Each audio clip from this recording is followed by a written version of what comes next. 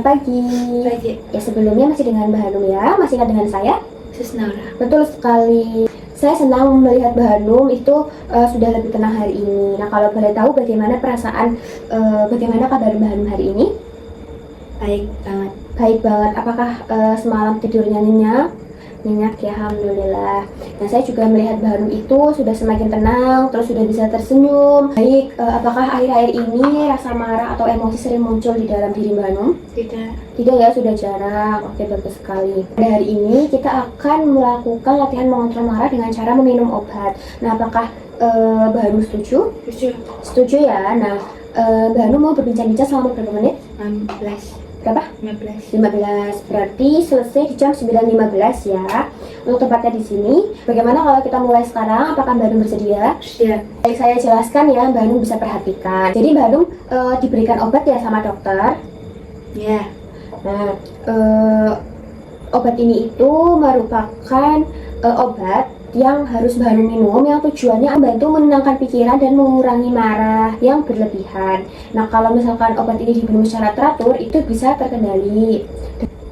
Nah, tujuan dari minum obat ini adalah untuk menjaga kestabilan emosi Mbak Hanum sehingga Mbak Hanum bisa merasa lebih nyaman untuk melakukan kegiatan sehari-hari seperti itu. Nah, hal-hal yang harus dipersiapkan sebelum minum obat, kita pastikan dulu air minum itu tersedia, lalu obatnya sesuai dosis dan waktunya tepat.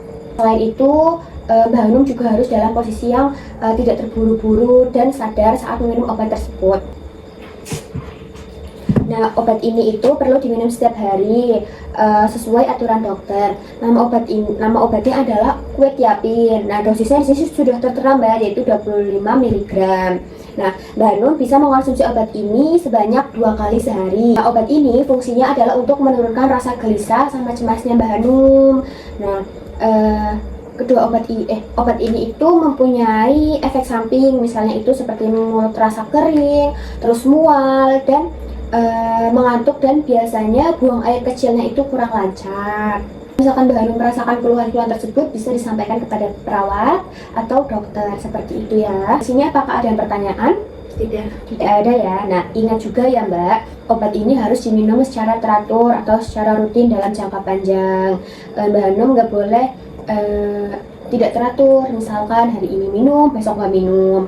Jangan seperti itu ya, karena nanti akan memperpanjang proses penyembuhan Mbak Hanum seperti itu. Selain itu juga bisa menimbulkan gejala yang tadinya tidak ada, malah jadi ada lagi, atau yang sudah hilang muncul kembali seperti itu. Jadi penting untuk mengkonsumsi obat ini secara teratur. Dan jangan lupa tadi obatnya, sebelum minum obat jangan lupa membaca nama obatnya apa, terus diminum berapa kali sehari, apakah diminumnya sebelum atau sesudah makan, lalu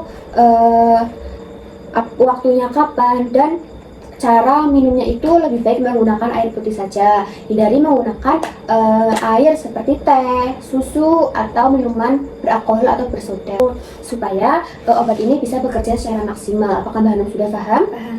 Baik, setelah kita berbicara mengenai mengontrol emosi dengan minum obat, apa yang Mbak Hanum rasakan? Apakah Mbak Hanum sudah lebih mengerti?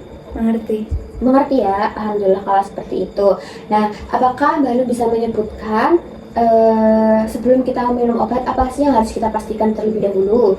Mengecek nama obatnya, Ya. dosisnya. Betul sekali. Oke, Mbak Hanum sudah paham ya cara mengontrol marah dengan minum obat. Terus jangan lupa untuk diminum terus obatnya.